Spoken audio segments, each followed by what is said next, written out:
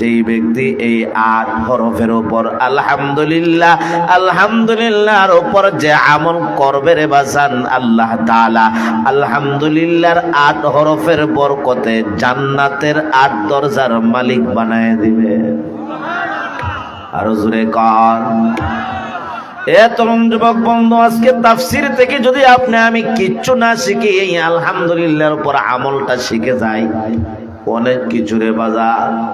আজকে আপনি আমার অন্তর শুধু সুর বাইরাল আর বাইরাল তাকায়। কলবে মুমিন কলবে মে সুজ নেহি, রূহে মে আহসাস নেহি, कल्बे में सूज नहीं, रूह में एहसास नहीं, ऐ खुदा तेरे सिवा कोई मददगार नहीं, ऐ खुदा तेरे सिवा कोई मददगार नहीं।